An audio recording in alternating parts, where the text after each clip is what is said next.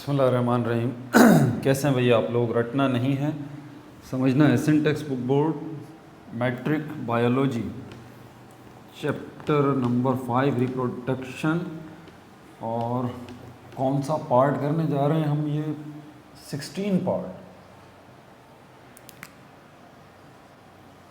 इस चैप्टर का 16वां पार्ट जो है वो हम करने जा रहे हैं ओवरऑल। और रिप्रोडक्शन इन एनिमल्स का पार्ट 2। पार्ट 1 के अंदर हमने किस चीज़ को डिस्कस किया? थॉरोली तफसील के साथ ए सेक्सुअल रिप्रोडक्शन को हमने डिस्कस किया था।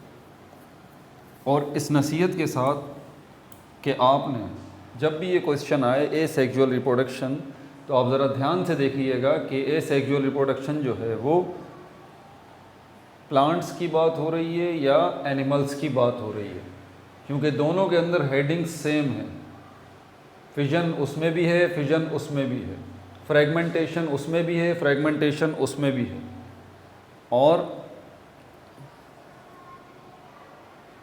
और क्या है हमारे पास? बडिंग जो है वो प्लांट्स वाले टॉपिक में भी है और एनिमल वाले टॉपिक में भी है। तो आपने ज़रा ध्यान रखना है इस चीज़ का कि आपके पास एग्ज़ाम में अगर क्वेश्चन आए या कहीं भी ये क्वेश्चन आए ए सेक्सुअल रिप्रोडक्शन वाला, तो वो किससे रिलेटेड है, किस किंगडम के ऑर्गेनिजम्स के बारे में पूछ रहा है वो, कि ए सेक्सुअल रिप्रोडक्शन उसकी क्या है। ये तफसील से पिछली वीडियो में बात हो चुकी। बार बार इस चीज़ पे एम्फसाइज कर रहा हूँ कि आपने जो है वो भटकना नहीं है। कोई भी टॉपिक हो आपको पता होना चाहिए कि आप जो है वो किस किंगडम में खड़े हैं। 5 किंगडम मैंने आपको बता दिया जिसमें सारे लिविंग थिंग्स जो हैं वो आ चुके हैं, चाहे वो एनिमल हों, चाहे वो प्लांट हों, चाहे वो माइक्रो ऑर्गेनिजम्स हों, सब के सब इन 5 किंगडम से बाहर कुछ भी नहीं है।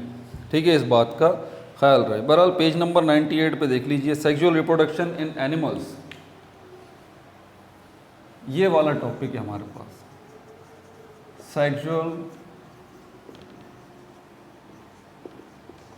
रिप्रोडक्शन इन एनिमल्स, एनिमल्स के अंदर सेक्सुअल रिप्रोडक्शन वो आपसे पूछ रहा है। प्लांट्स में सेक्सुअल रिप्रोडक्शन आपसे नहीं पूछ रहा, बैक्टीरिया में नहीं पूछ रहा, साइनोबैक्टीरिया में नहीं पूछ रहा, वायरसेस में नहीं पूछ रहा, प्रोटोजोआ में नहीं पूछ रहा, एलजी में नहीं पूछ रहा, फंजाई में नहीं पूछ रहा। वो आपसे किस में सेक्सुअल रिप्रोडक्शन का पूछ रहा है? एनिमल्स। मतलब इस वक्त हम कौन से किंगडम को डिस्कस करने जा रहे हैं? किंगडम एनिमेलिया को, किंगडम एनिमेलिया को।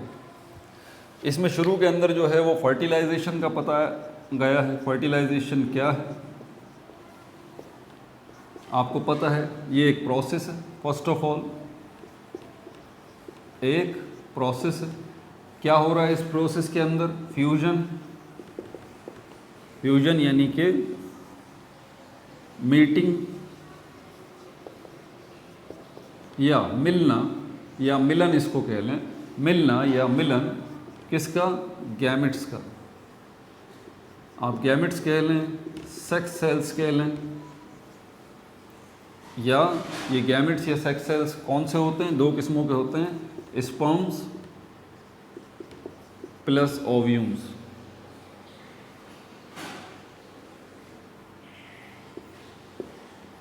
ठीक हो गई बात?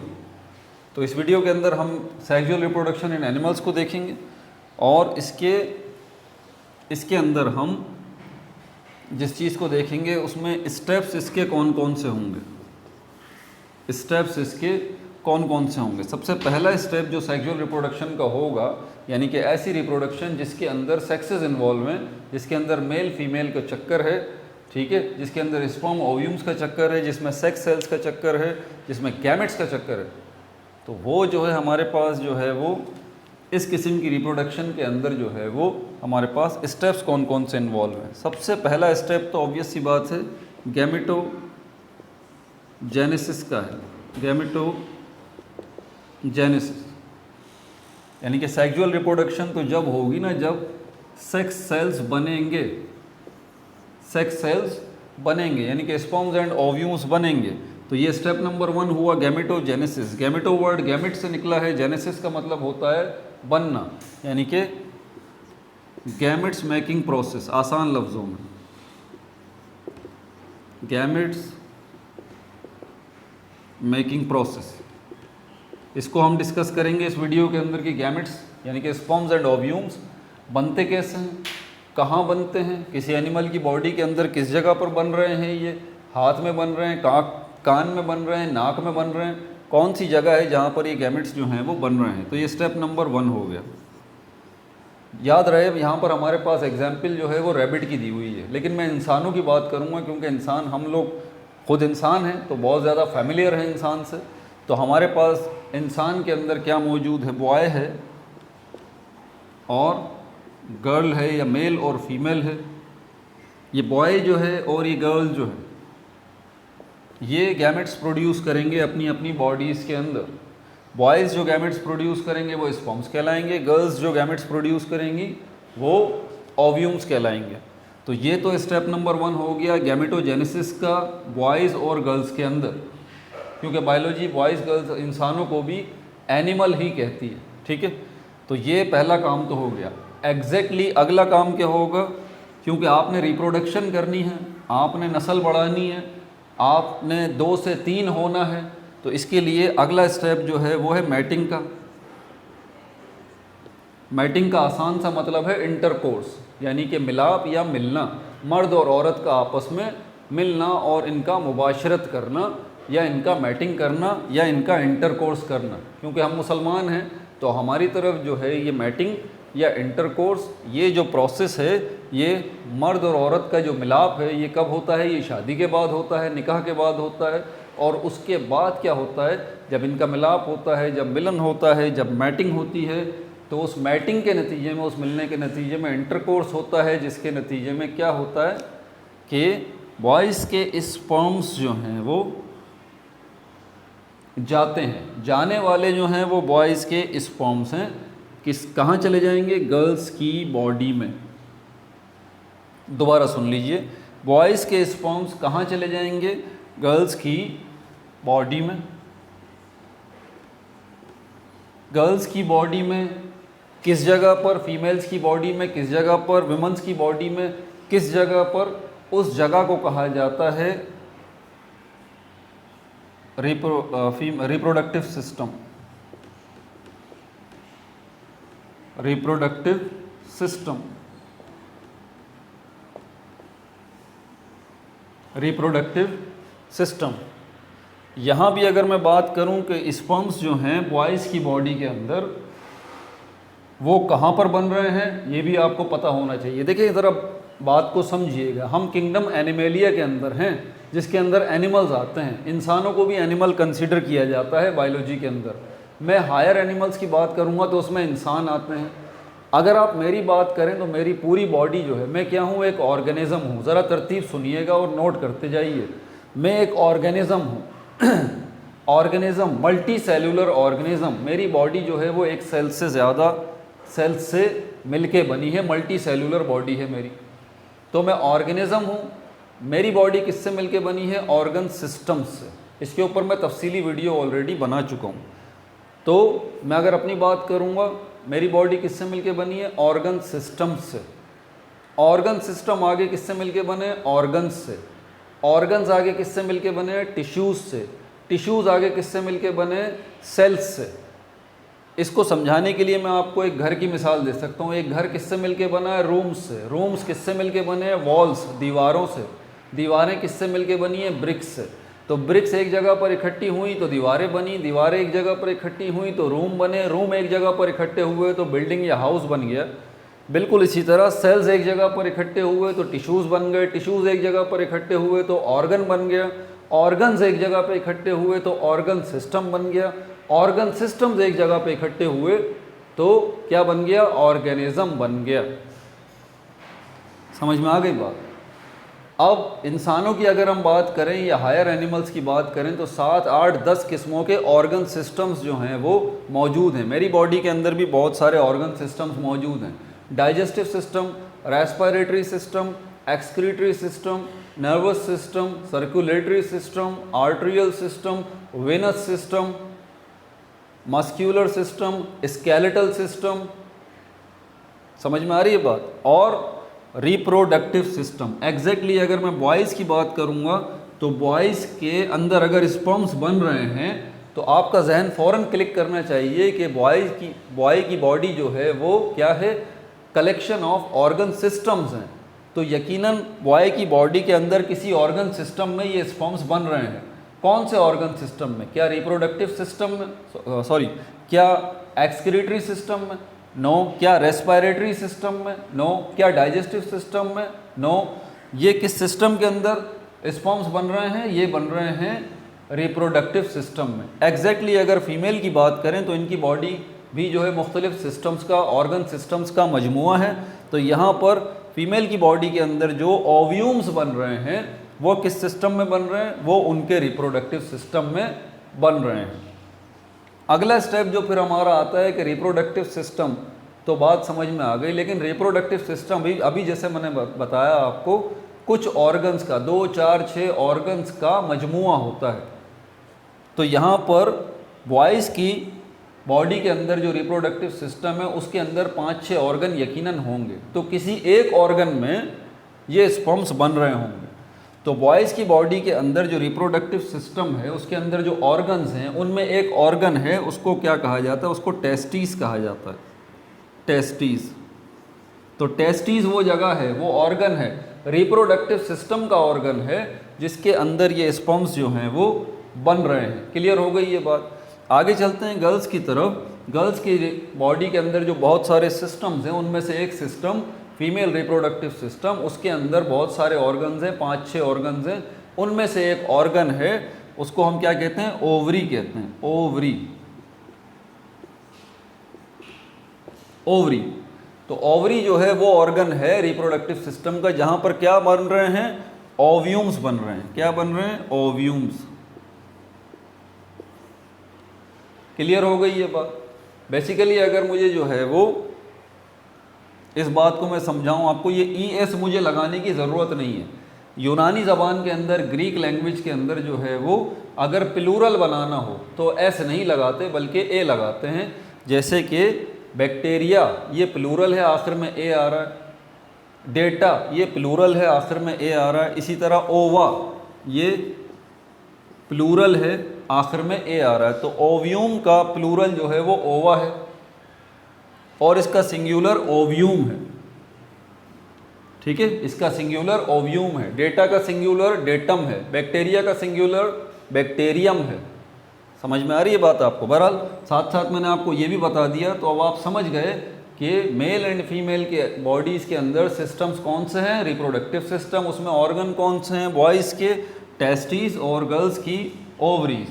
कलेक्टिवली जिस तरह सारी दुनिया में इंसान मौजूद हैं, चाहे वो अफ्रीकन हो, चाहे वो अमेरिकन हो, यूरोपियन हो, इंडियन हो, पाकिस्तानी हो, बांग्लादेशी हो, लेकिन बेसिकली हैं तो सारे इंसान ना। तो इंसान एक ऐसा नाम है जो कि सबका है। चाहे आप अफ्रीका से ताल्लुक़ रखते हैं, चाहे आप जो है वो अमेरिका से, चाहे आप पाकिस्तान से, किसी भी मुल्क से ताल्लुक़ रखते हैं, आपका एक नाम ज़रूर है जिसको इंसान कहते हैं या ह्यूमन बीइंग, ये नाम है हम सब का मुश्तरका या कलेक्टिव नेम। बिल्कुल इसी तरह फीमेल रिप्रोडक्टिव सिस्टम या मेल रिप्रोडक्टिव सिस्टम के अंदर जो ऑर्गन्स हैं, जो कि गैमेट्स बनाने वाले हैं, ऑर्गन्स, उनको भी कलेक्टिवली एक नाम दिया जाता है। कलेक्टिवली बॉयज़ के अंदर कौन से ऑर्गन हैं? टेस्टिस। और गर्ल्स के अंदर कौन से ऑर्गन हैं? ओवरी। टेस्टिस या ओवरी को कलेक्टिवली एक नाम दिया जाता है, इनको गोनेड्स कहते हैं। क्या कहते हैं? गोनेड्स। अब जगह नहीं है तो मैं इधर उधर लिख रहा हूँ, लेकिन आप लोग मैनेज कर लीजिएगा। गोनेड्स कहा जाता है। ठीक है, तो यहाँ पर ये टेस्टिस जो हैं, अब आपसे पूछा जाए कि बॉयज़ के अंदर जो गोनेड्स हैं उनका नाम क्या है, तो आप कहेंगे टेस्टिस। गर्ल्स के अंदर जो गोनेड्स हैं उसका क्या नाम है? उनका नाम है ओवरीज। क्लियर हो गई ये बात? तो सेक्सुअल रिप्रोडक्शन इन एनिमल्स के अंदर रिप्रोडक्शन का प्रोसेस अगर सेक्सेस की मदद से होगा तो उसके लिए क्या ज़रूरी है? उसके लिए ये ज़रूरी है फर्टिलाइजेशन का प्रोसेस। और इस प्रोसेस में क्या होगा कि सेक्स सेल्स जो हैं वो आपस में मिलेंगे। किसकी बॉडी में ये सेक्स सेल्स जाके मिलेंगे? ये गैमेट्स जाके मिलेंगे, ये फीमेल की बॉडी के अंदर जाके ये मिलेंगे। फीमेल की बॉडी के अंदर से जो ओव्यूम्स हैं वो अपनी जगह से हरकत नहीं करेंगे, बल्कि मेल की बॉडी के अंदर जो स्पर्म्स हैं ये हरकत करते हुए जाएंगे फीमेल की बॉडी के अंदर, और वहाँ पर जाके इनका फ्यूजन होगा, इनका मिलाप होगा स्पर्म्स एंड ओव्यूम्स का, जिसके नतीजे में एक यूनाइटेड सेल बनेगा जिसको जाइगोट कहते हैं। पिछली वीडियोस में तफसील से बता चुका हूँ। ये जाइगोट कहाँ बनेगा? इन द वॉर्म ऑफ अ फीमेल या गर्ल या मदर, माँ के पेट के अंदर, जिसको उर्दू में रहम मादर कहा जाता है। ये एक सेल होगा जिसके अंदर दो न्यूक्लियस होंगे। एक न्यूक्लियस तो ओरिजिनली इसी ओव्यूम का होगा, दूसरा न्यूक्लियस किसका होगा? इस स्पर्म का। क्योंकि ये स्पर्म जब जाएगा तो ये पूरा नहीं जाएगा। स्पर्म बेसिकली क्या है? स्पर्म भी एक सेल है ना, अगर इसकी शक्ल कैसी भी हो, लेकिन एक बात तय है कि स्पर्म एक सेल है तो इसके अंदर साइटोप्लाज्म, न्यूक्लियस, सेल मेम्ब्रेन तो होंगी ही होंगी। कुछ इजाफी चीज़ें और हो सकती हैं, लेकिन ये तीन चीज़ें तो लाजमी हैं इसके साथ। तो जब हम कहते हैं कि स्पर्म जो है वो गर्ल्स की बॉडी में जाके, गर्ल्स की ओवरी के अंदर जाके ओव्यूम से मिलता है, तो ये मिलना होता क्या है? इसमें स्पर्म सब कुछ अपना बाहर छोड़ देता है, सब कुछ।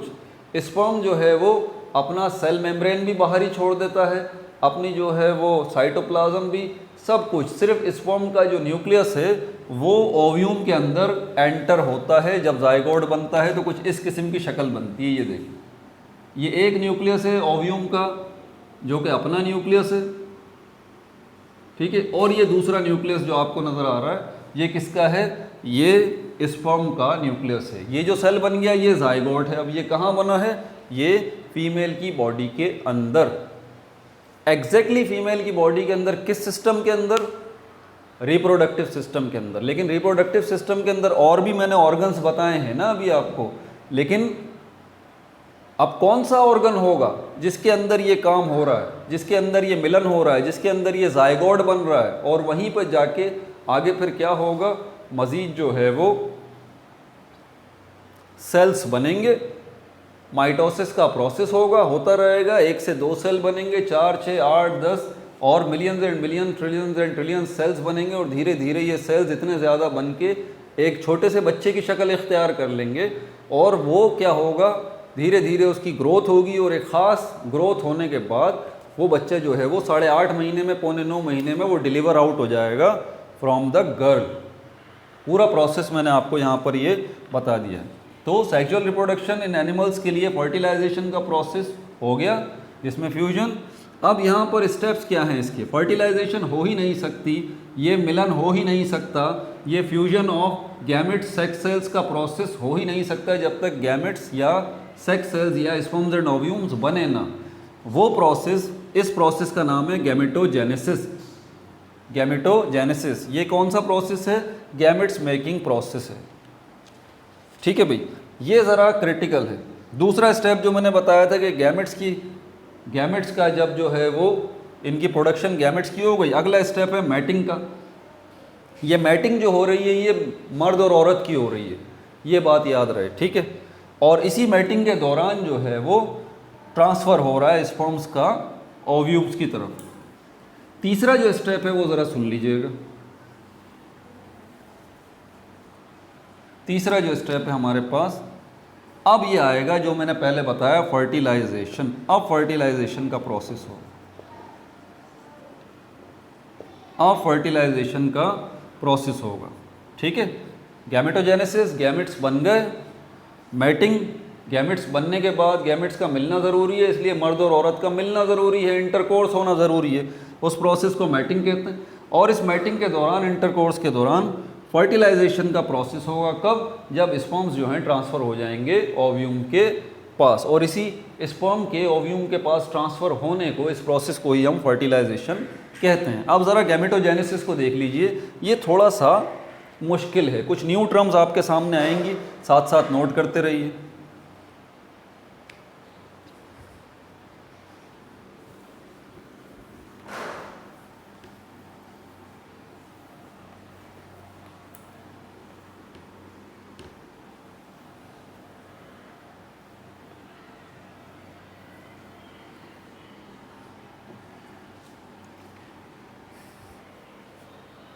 गैमेटोजेनेसिस के अंदर हमारे पास दो प्रोसेस हैं।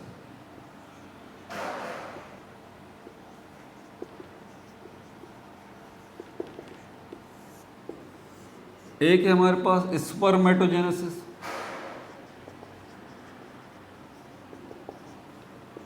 दूसरा हमारे पास oogenesis।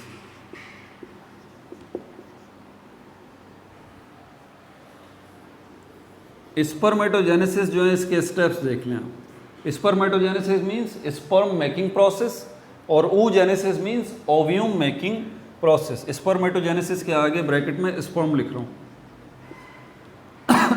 oogenesis के आगे मैं ओव्यूम लिख रहा हूँ, ठीक है।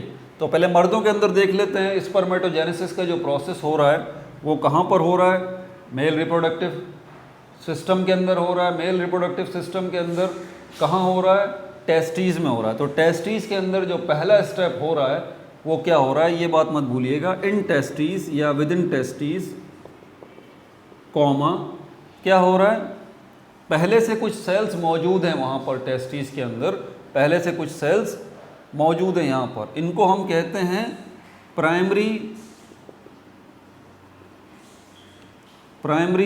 स्पर्मेटोसाइट। प्राइमरी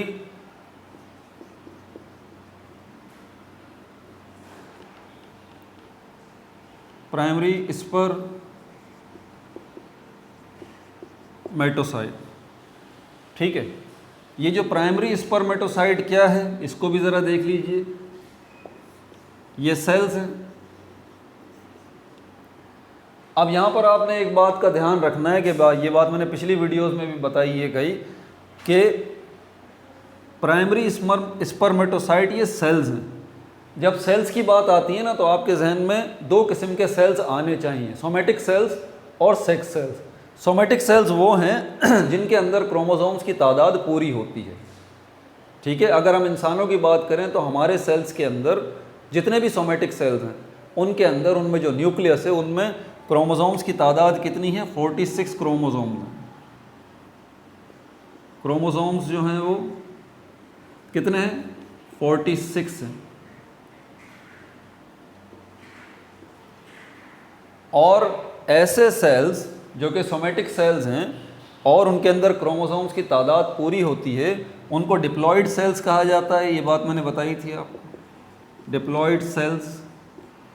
और किस सिंबल से उनको रिप्रेजेंट किया जाता है, ये सिंबल ज़रा याद रखिएगा, 2n। तो ये पहचान है इसकी। तो ये प्राइमरी स्पर्मेटोसाइट जो है ये क्या है, ये सेल्स हैं, ठीक है। और इन सेल्स के अंदर क्या मौजूद है, जो क्रोमोसोम्स मौजूद हैं इनके न्यूक्लियस में, उनकी तादाद पूरी है, 46 है। इसीलिए इन प्राइमरी स्पर्मेटोसाइट्स को हम क्या कहेंगे कि ये डिप्लॉइड सेल हैं। सिंबल्स की मदद से हम लिखेंगे 2n। क्लियर हो गई बात। अब इसके अंदर एक प्रोसेस होगा प्राइमरी स्पर्मेटोसाइट के अंदर जिसको हम कहते हैं मियोसिस 1। मियोसिस के 2 स्टेप्स होते हैं। मियोसिस क्या है, सेल डिवीजन का एक प्रोसेस है। और इस मियोसिस के प्रोसेस के अंदर 2 स्टेप्स होते हैं। ये इसके स्टेप्स हैं, मियोसिस 1 और मियोसिस 2। तो यहाँ पर सबसे पहले ये जो प्राइमरी स्पर्मेटोसाइट है इसके अंदर मियोसिस 1 का प्रोसेस होगा। मियोसिस 1 का प्रोसेस होगा इस सेल के अंदर, ठीक है। इसकी पिक्चर मैं यहाँ बना के दिखा देता हूँ आपको। ये एक सेल है, इसके अंदर मैं 46 क्रोमोसोम लिख रहा हूँ। ये वाला सेल कौन सा है, ये सेल है, कौन सा सेल है, क्या नाम है इसका, प्राइमरी स्पर्मेटोसाइट। प्राइमरी स्पर्मेटोसाइट और इसके अंदर न्यूक्लियस है और न्यूक्लियस में 46 क्रोमोसोम्स हैं। जब मियोसिस का प्रोसेस होगा तो क्या होगा, इससे दो जो सेल बनेंगे उनके अंदर क्रोमोसोम्स की तादाद हाफ हो जाएगी। ये जिसके अंदर क्रोमोसोम्स की तादाद फुल है इसको हम 2n से रिप्रेजेंट करेंगे। और ये जिनके अंदर क्रोमोसोम्स की तादाद हाफ हो गई है इनको हम n और n से रिप्रेजेंट करेंगे। क्लियर हो गई बात।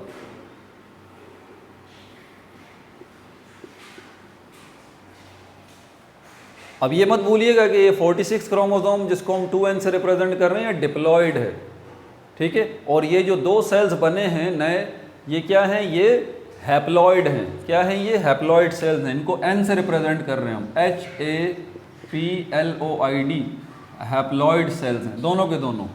तो एक डेप्लॉइड सेल से दो हैप्लॉइड सेल्स जो हैं वो बने हैं। किस प्रोसेस की मदद से बने हैं? मियोसिस के प्रोसेस की मदद से बने। और मियोसिस के प्रोसेस में कौन सा अभी स्टेप हुआ है? Step number 1, meiosis 1। अभी मियोसिस 2 होना बाकी है, ये मत भूलिएगा। ठीक है भाई, यहाँ मैं थोड़ा मिटा दूँ ताकि जगह बने, क्योंकि oogenesis को तो अभी हम डिस्कस कर नहीं रहे, उसको तो बाद में करेंगे। अभी तो स्पर्मेटोजेनेसिस चल रहा है।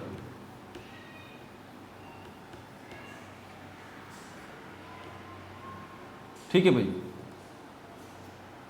आगे जब ये मियोसिस 2 का प्रोसेस होगा तो उसमें क्या होगा?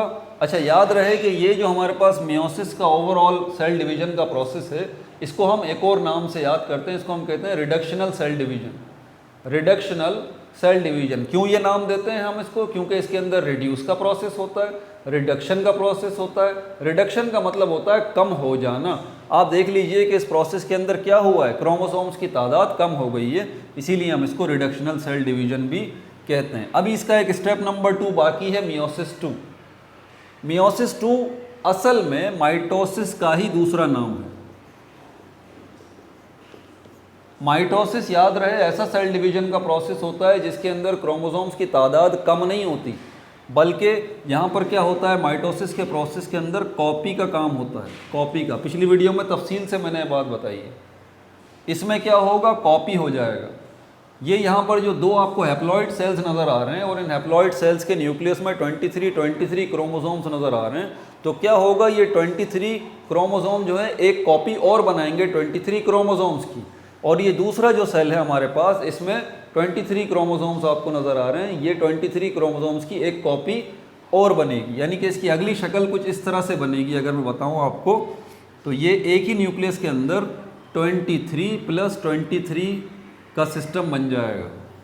दूसरे सेल को और बड़ा करके दिखाऊं, उसका न्यूक्लियस बड़ा करूं, तो ये 23 + 23। आपने देखा कि एक डिप्लॉइड सेल से दो हैप्लॉइड सेल बने, और अगला स्टेप जब माइटोसिस का हुआ तो इसके जो क्रोमोसोम्स 23 थे तो उनकी तादाद डबल हो गई, एक और कॉपी बन गई, एक और कॉपी बन गई उसकी। और यहाँ पर भी जो है वो इसके न्यूक्लियस में 23 क्रोमोसोम्स की एक और कॉपी बन गई। अब यहाँ पर अगला स्टेप क्या होगा कि ये दो न्यूक्लियस बन जाएंगे 23 वाले। यहाँ पर भी क्या होगा? दो न्यूक्लियस बनेंगे 23 और 23 वाले। अगला स्टेप क्या होगा कि अब ये साइटोप्लाज्म के भी दो हिस्से हो जाएंगे। अगले स्टेप पे ये साइटोप्लाज्म के भी दो हिस्से हो जाएंगे। लेकिन याद रहे, ये बात मैंने पहले भी बताई थी कि इसी साइटोप्लाज्म के अंदर जो सेल ऑर्गेनेल्स हैं उनकी भी एक कॉपी बनेगी। इस सेल के साइटोप्लाज्म में जितने सेल ऑर्गेनेल्स हैं उनकी भी एक कॉपी बनेगी। ठीक है, तो यहाँ पर फिर क्या होगा? ये 23, इससे एक और सेल बनेगा 23, इससे भी दो सेल बनेंगे 23, और इससे भी दो सेल बनेंगे, सॉरी एक सेल बनेगा 23। ये देख लीजिए, तरतीब समझ में आई? 1 से 2, फिर ये दो आगे बड़े करके मैंने दिखाया। माइटोसिस का प्रोसेस हो रहा है, क्रोमोसोम्स जो हैं उनकी तादाद डुप्लीकेट हो रही है, एक और कॉपी बन रही है। इस तरह से ये कॉपी बन गई और अब ये आगे अलग अलग हो गए। ये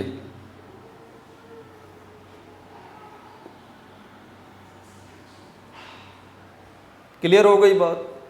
अब हमारे पास फाइनली कितने सेल्स बने हैं? हमारे पास फाइनली 4 सेल्स बने हैं। ये 4 सेल्स क्या होंगे आपके ख्याल में? ये 4 के 4 सेल्स जो हैं असल में ये 4 स्पर्म्स कहलाएंगे। क्या कहलाएंगे? 4 स्पर्म्स कहलाएंगे। लेकिन थोड़ा वेट कीजिए, ये एकदम 4 स्पर्म्स नहीं बनते, बल्कि इसके अंदर भी थोड़े से स्टेप हैं। पहले हम यहाँ चलते हैं स्पर्मेटोजेनेसिस के अंदर। स्टेप्स दोबारा यहाँ पर आ जाइए। स्टेप्स क्या है? इन टेस्टिस के अंदर प्राइमरी स्पोरोसाइट, एक प्राइमरी स्पोरोसाइट हम ले लेते हैं, वो रहा प्राइमरी स्पोरोसाइट। क्या होगा उसके अंदर? अब प्राइमरी स्पोरोसाइट के अंदर मियोसिस का प्रोसेस होगा। अगला स्टेप देखें,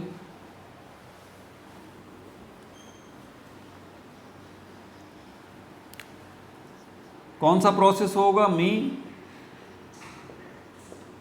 मियोसिस का प्रोसेस होगा और मियोसिस के प्रोसेस में कौन सा प्रोसेस होगा, मियोसिस 1। उसके नतीजे में क्या होगा, 2 सेकेंडरी स्पर्मेटोसाइट्स बनेंगे, स्पर्मेटोसाइट्स, 2 सेकेंडरी स्पर्मेटोसाइट्स बनेंगे। एग्जैक्टली ये जो 2 सेल बने हैं ना, ये जो 2 सेल बने हैं, हैप्लॉइड 2 सेल बने हैं, इन दोनों हैप्लॉइड सेल्स का क्या नाम है, सेकेंडरी स्पर्मेटोसाइट। ये भी सेकेंडरी स्पर्मेटोसाइट है, ये भी सेकेंडरी स्पर्मेटोसाइट है। इसका मतलब 2 स्पर्मेटोसाइट्स बन गए। नोट्स में डाल लीजिए इस बात को भी। अब जब ये 2 सेकेंडरी स्पर्मेटोसाइट्स ये बन गए तो अभी स्पर्म्स नहीं बने, ये बात याद रहे। इनसे, इन 2 स्पर्मेटोसाइट से, सॉरी इन 2 सेकेंडरी स्पर्मेटोसाइट से, ठीक है, क्या होगा, 4 जो हैं वो 4 स्पर्मेटिड्स बनेंगे।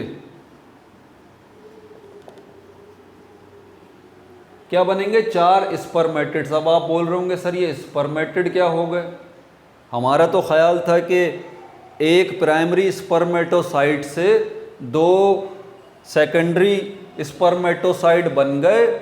अब 4 जो हैं वो स्पर्म्स बनने चाहिए। ये स्पर्मेटिड्स कैसे बन गए, स्पर्म क्यों नहीं बने?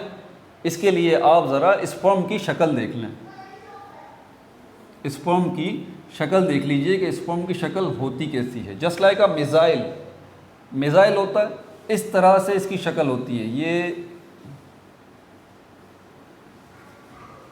और ये पीछे इसकी जो है वो दुम होती है। ये स्पर्म की शक्ल है इस तरह की, ये नज़र आ रही है आपको, ये है स्पर्म की शक्ल। क्या ये शक्ल आपको यहाँ कहीं नज़र आई? ये देखें आप, 1 2 3 4, ये 4 सेल बने थे ना, 4 हैप्लॉइड सेल बने थे ना। मैंने इनको क्या कहा था कि ये 4 ये स्पर्म बन गए, लेकिन ये अभी नहीं बने, ये 4 स्पर्म नहीं बने, बल्कि ये क्या बने हैं, ये 4 स्पर्मेटिड्स बने। यही 4 आगे चल के जब ऐसी शक्ल बना लेंगे, जब ऐसी शक्ल ये स्पर्म जैसी बना लेंगे, अब हम इनको कहेंगे क्या, अब हम इनको क्या कहेंगे, स्पर्म्स। क्या कहेंगे इनको, स्पर्म्स कहेंगे। और ये किससे बनेंगे, ये इसी से बनेंगे, इन 4 से। लेकिन ये जो 4 हमारे पास हैप्लॉइड सेल्स हैं, अभी हम इनको स्पर्म्स नहीं कह सकते, इन्होंने बनना स्पर्म ही है। लेकिन अभी ये जो शक्ल है इनकी, ये शक्ल, इस शक्ल को क्या नाम देंगे, स्पर्मेटिड्स नाम देंगे। तो एक स्पर्मेटिड ये रहा, एक स्पर्मेटिड ये रहा, एक स्पर्मेटिड ये रहा, एक स्पर्मेटिड ये रहा।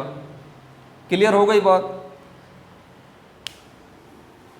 तो हमारे पास अब बेसिकली स्पर्मेटोजेनेसिस के अंदर, गैमेटोजेनेसिस के अंदर ये जो स्पर्मेटोजेनेसिस है, इसमें स्पर्म्स बनने का जो प्रोसेस है, इसका पहला प्रोसेस क्या है, टेस्टिस के अंदर एक प्राइमरी स्पर्मेटोसाइट, उसमें मियोसिस 1 का प्रोसेस होगा, उससे 2 सेकेंडरी स्पर्मेटोसाइट्स बनेंगे। ये बन गए, एक से, ये मिटा दूं, ये कन्फ्यूजन हो रही होगी वरना, एक प्राइमरी स्पर्मेटोसाइट से 2 सेकेंडरी स्पर्मेटोसाइट बन गए। ठीक है, फिर क्या हुआ, इन्हीं 2 सेकेंडरी स्पर्मेटोसाइट्स के अंदर माइटोसिस यानी कि मियोसिस 2 का प्रोसेस होगा, और इनके अंदर कॉपी का प्रोसेस होगा, न्यूक्लियस में क्रोमोसोम्स की तादाद बढ़ने का प्रोसेस होगा, डबल होगी क्रोमोसोम्स की तादाद रेप्लिकेशन के प्रोसेस की मदद से या कॉपी के प्रोसेस की मदद से। धीरे धीरे इस तरह से फिर ये 2 न्यूक्लियस बनेंगे, और धीरे धीरे इसी तरह से ये 4 सेल्स बन जाएंगे। 2 सेकेंडरी स्पर्मेटोसाइट से 4 जो ये सेल बनेंगे, ये कहलाएंगे स्पर्मेटिड्स। तो ये 4 स्पर्मेटिड्स बन जाएंगे, और ये 4 स्पर्मेटिड्स जब बन जाएंगे, इनमें मज़ीद आगे डेवलपमेंट होगी, और इस तरह से फाइनली जब ये शक्ल ये इख्तियार कर लेंगे, तो अब हम इनको क्या कहेंगे, स्पर्म्स। तो यहाँ पर ये 4 स्पर्म्स जो हैं वो बन जाएंगे फाइनली। समझ आ गई बात आपको?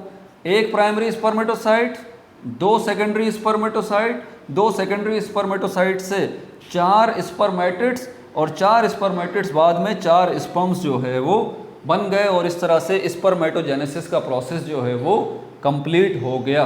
अब हम चलेंगे oogenesis के प्रोसेस के ऊपर। याद है ना गैमेटोजेनेसिस के अंदर मैंने यहाँ पे लिखा था अगला स्टेप oogenesis। अब मैं स्पर्मेटोजेनेसिस यहाँ ख़त्म करके oogenesis कर देता हूँ कि इस ओव्यूम्स को देखें कि ओव्यूम्स का प्रोसेस कैसा है। क्या एग्जैक्टली स्पर्म्स की तरह का ओव्यूम्स का प्रोसेस है? नहीं, ऐसी बात नहीं है, ऐसी बात नहीं है, इसमें एक ट्विस्ट है। oogenesis, oogenesis क्या है?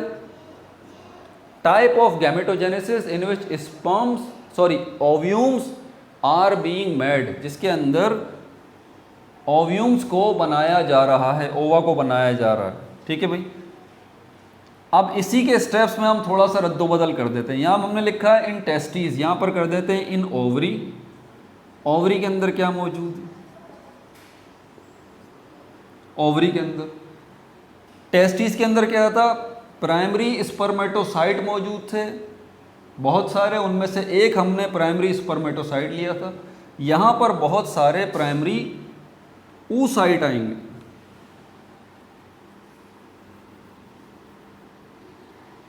क्या आएंगे? यहाँ पर oocytes आएंगे। ज़रा मैं इनका नाम देख लूँ भाई।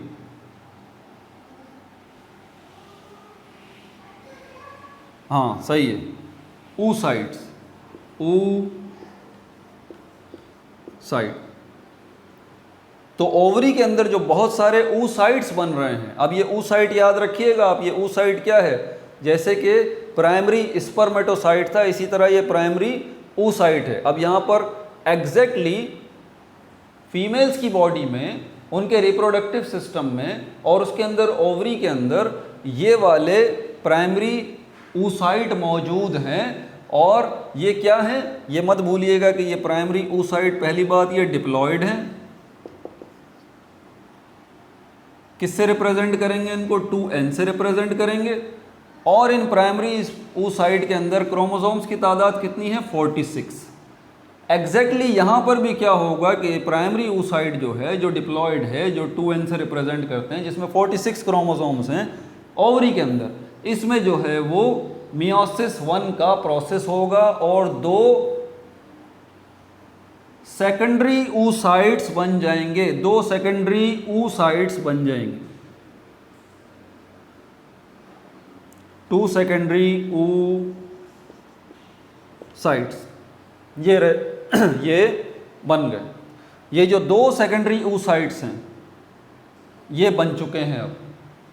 और स्पर्म की तरह, सेकेंडरी स्पर्मेटोसाइट्स की तरह ये जो 2 सेकेंडरी oocytes हैं, इनके अंदर भी क्रोमोसोम्स की तादाद कितनी है? 23। क्लियर हो गई ये बात? तो एक प्राइमरी oocyte से 2 सेकेंडरी oocyte बने। प्राइमरी oocyte के अंदर 46 क्रोमोसोम्स की तादाद, डिप्लॉयड है, 2n है। और सेकेंडरी oocyte जो है इसके, ये कितने? 2 सेकेंडरी oocyte जो इनमें क्रोमोसोम्स की तादाद कितनी है? 23।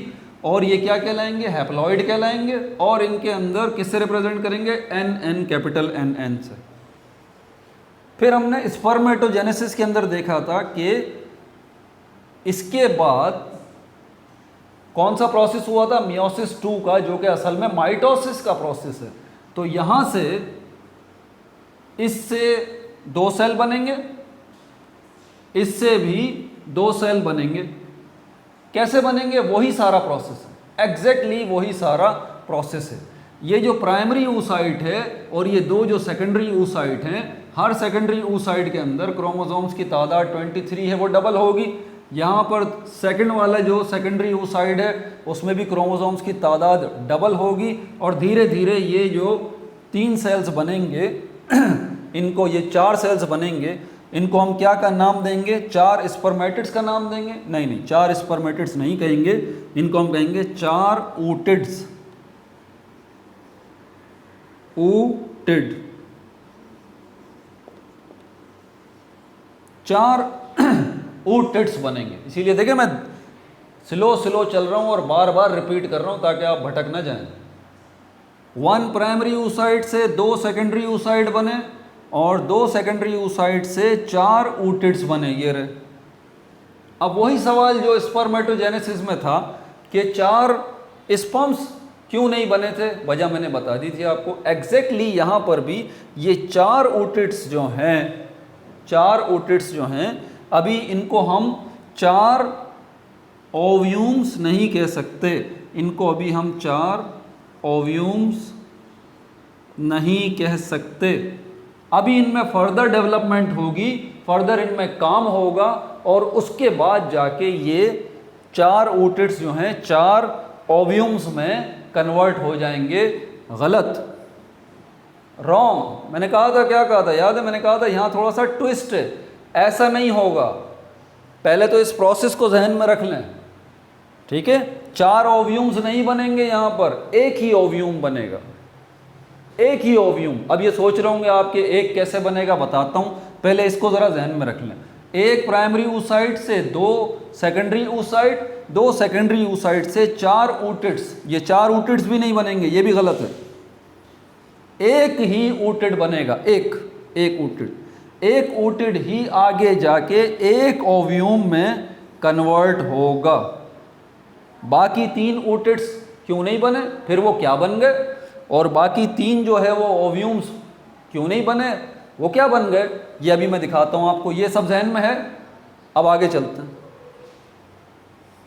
और इसकी वजह भी बताता हूँ।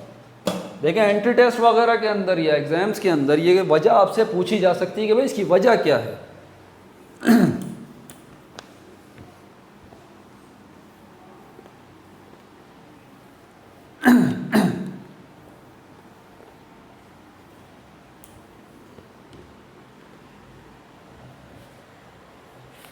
अब ज़रा तफसील देखिएगा, यहाँ पर एक प्राइमरी oocyte,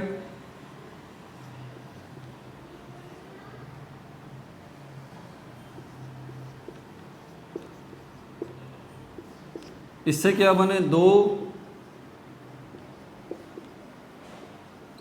सेकेंडरी oocyte। यहीं पर असल में बात गलत हो जाती है, स्टार्टिंग में ही बात गलत है।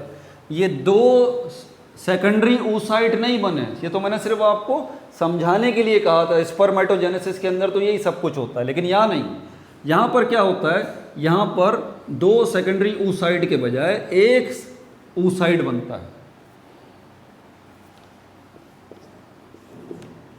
एक बनेगा सेकेंडरी oocyte और एक बनेगी पोलर बॉडी, 1 पोलर बॉडी। अब ज़रा ध्यान रखिएगा, ध्यान से मेरी बात सुनिएगा, इसकी वजह क्या है। आप ये देखिए, यहाँ पर ये था, क्या है ये था एक सेल, इसके अंदर कितने क्रोमोसोम्स थे, 46 क्रोमोसोम्स से। इससे क्या हुआ था, 2 सेल बने थे, 23 क्रोमोसोम्स, 23 क्रोमोसोम्स। बिल्कुल सही बात है, ठीक है, बिल्कुल सही बात है। ये प्राइमरी oocyte और ये दोनों सेकेंडरी oocyte नहीं, इनमें से सिर्फ एक सेकेंडरी oocyte, दूसरा वाला एक पोलर बॉडी। उसकी वजह क्या है, क्यों आखिर हम इसको देखें। अगर भले ये पोलर बॉडी है, भाई है तो सेल ना, है तो सेल ना, इसमें भी 23 क्रोमोसोम्स हैं, इसके अंदर भी सेल मेम्ब्रेन है, इसमें भी साइटोप्लाज्म है, तो ये पोलर बॉडी है तो सेल ना। बिल्कुल भाई, मानते हैं आपकी बात, सेल है, इसमें कोई शक नहीं है, जैसे कि ये सेल है, लेकिन इसके अंदर साइटोप्लाज्म जो है ना, साइटोप्लाज्म, ये है वो वजह। देखें, क्वेश्चन आ सकता है आपके पास, इसीलिए मैं कह रहा हूँ इसको ध्यान से सुन लीजिए। साइटोप्लाज्म लेस होता है, साइटोप्लाज्म इस दूसरे सेल के अंदर, इस दूसरे हैप्लॉइड सेल के अंदर, इस दूसरे सेकेंडरी oocyte के अंदर इंतहाई कम होता है, ना होने के बराबर। बाकी सब कुछ तो ये होता है। जैसे कि आप ये समझ लें कि एक मदर को जो है ट्विन बच्चे पैदा हुए हैं, एक बच्चा जो है वो काफ़ी हेल्दी है, ये एक बच्चा जो है वो काफ़ी हेल्दी है, जबकि दूसरा वाला जो है वो बहुत ज़्यादा वीक है, ठीक है, दूसरा वाला बहुत ज़्यादा वीक है। यही वजह है कि ये दोनों सेकेंडरी oocyte हैं, लेकिन हम इनको इस वाले को सेकेंडरी oocyte का नाम अब नहीं दे सकते, क्योंकि बाद में आगे चल के इसको ख़त्म हो जाना है। इसको क्या होना है? ख़त्म हो जाना है इस सेकेंडरी oocyte को। वजह क्या है? क्योंकि ये सेकेंडरी oocyte जो कि हैप्लॉइड सेल है, इसमें साइटोप्लाज्म की मिकदार इंतहाई कम है, इसीलिए ये आगे जी नहीं पाएगा, बल्कि ये आगे जाके ये सेल जो है वो मर जाएगा, ये सेल जो है वो मर जाएगा। तो एक ही सेकेंडरी oocyte बचेगा। लेकिन ये जो एक सेल है जिसको हम पोलर बॉडी का नाम दे रहे हैं, ये एक पोलर बॉडी जो है, इससे मज़ीद 2 पोलर बॉडीज़ अभी बनेंगी, ये बात का ध्यान रहे आपको, ठीक है। तो इससे जो है वो अभी एक पोलर बॉडी और बनेगी 23 वाली,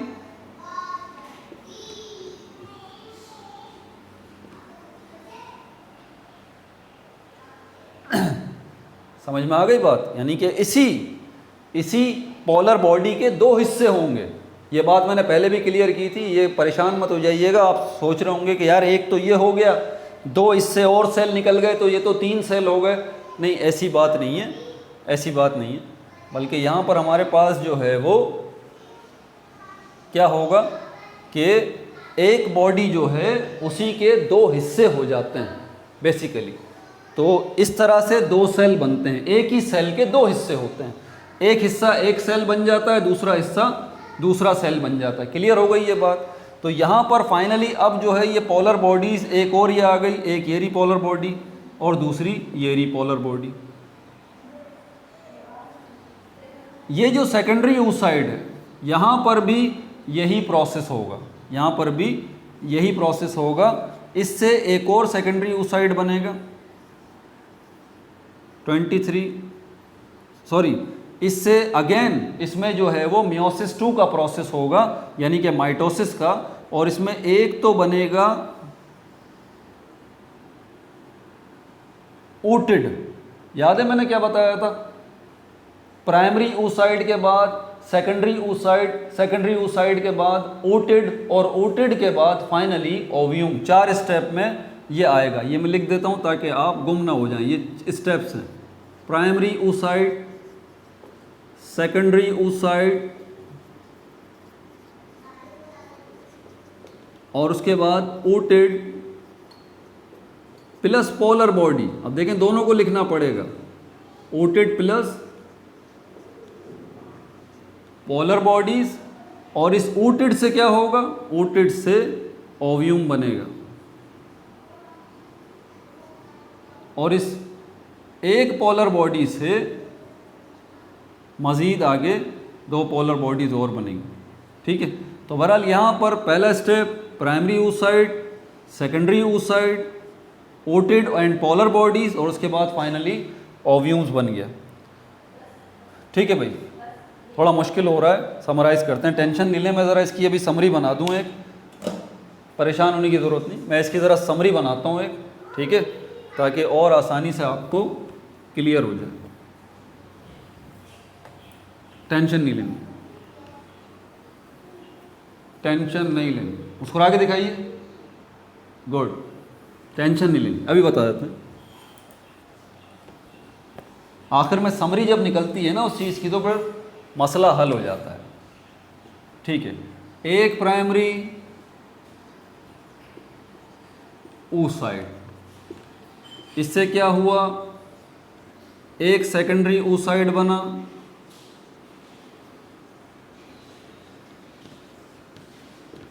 और एक पोलर बॉडी बनी।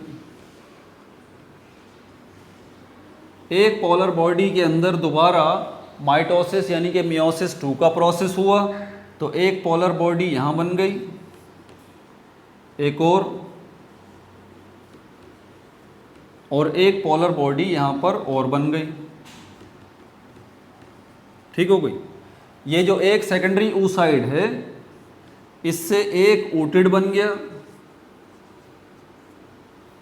और एक पोलर बॉडी